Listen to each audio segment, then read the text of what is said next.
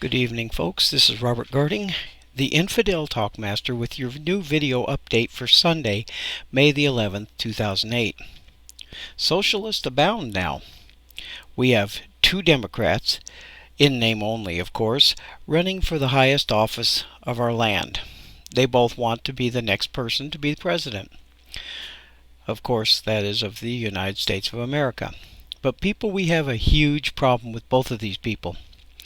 I have posted on my blog about a year ago how Karl Marx's ideas and ideals fit exactly what Hillary Rodham Clinton wants for America. And in the process over the last few months, I have even stated several times that there is little to no difference between Hillary Clinton and Barack Obama. And there is proof to this, no matter what you think.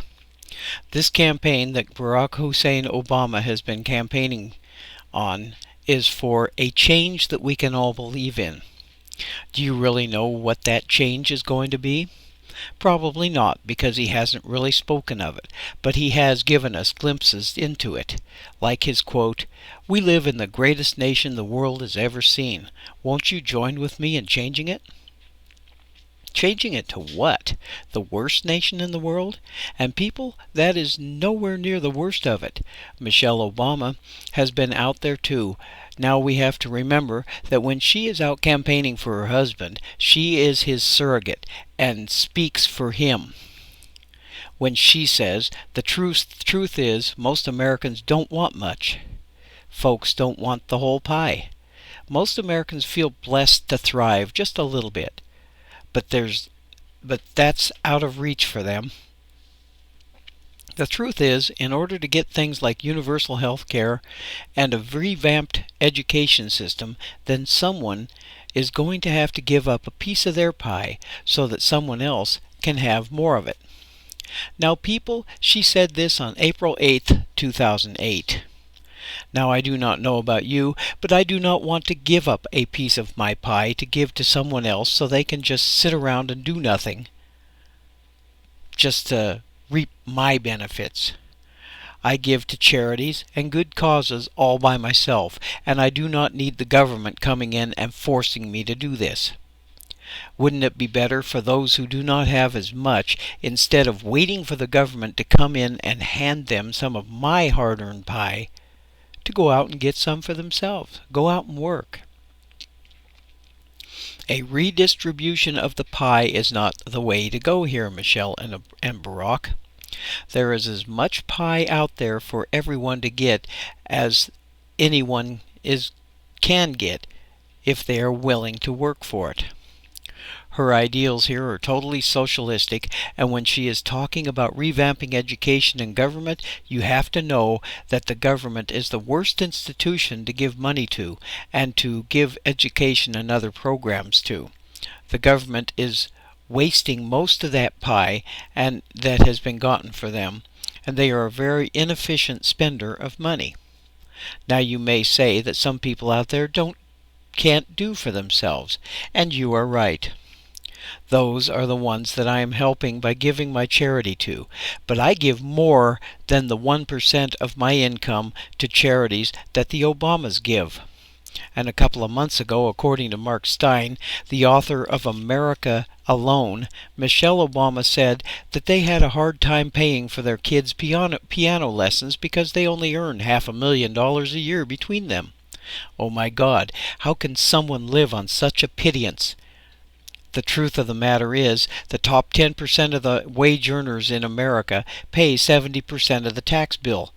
The bottom 48 get money back. This is insane, people, and they also want to give money out to the illegals too, who don't even put money into the system. I guess that they cannot live on their $500,000 a year, or they are really bad at financing or budgeting. Either way, I do not want them in the White House. That isn't enough for you? Here is from Michelle Obama's UCLA speech on February 3rd, 2008. She said, "And Barack Obama will require you to work." He is going to demand that you shed your cynicism, that you put down your division, that you come out of your isolation, that you move out of your comfort zones, that you push yourselves to be better, and that you engage. Barack will never allow you to go back to your lives as usual, uninvolved, uninformed. This is nothing but total, fluffy totalitarianism. People, the right to be left alone and uninformed is one of the most precious rights we have in a constitutional republic like America. This is nothing more than Karl Marx coming back as a woman. And this woman intends to be the First Lady. This kind of speech is totally unbecoming of a future First Lady, and they are missing the whole concept of the Constitution here. You have a right to be left alone. You have the right to fail. You do not have the right to succeed. That only comes from your desire to succeed. A government headed by Barack Obama or Hillary Clinton will take those rights away from you and demand that you succeed with their help. The government doesn't have the right there to demand that. That is not their job. The people cannot be demanded to not fail here, people. Some people, no matter what, are going to fail, and there is nothing the government can do about it. I have failed many times in the past, and in the future I will fail again and again. That is a fact of life. And my government's job is not to take that fact of life away from me. It is a learning process. For one thing, America cannot afford to do that. The government is not the entity to come in and tell you how to run your life. Mark my words, dear people, and don't doubt me.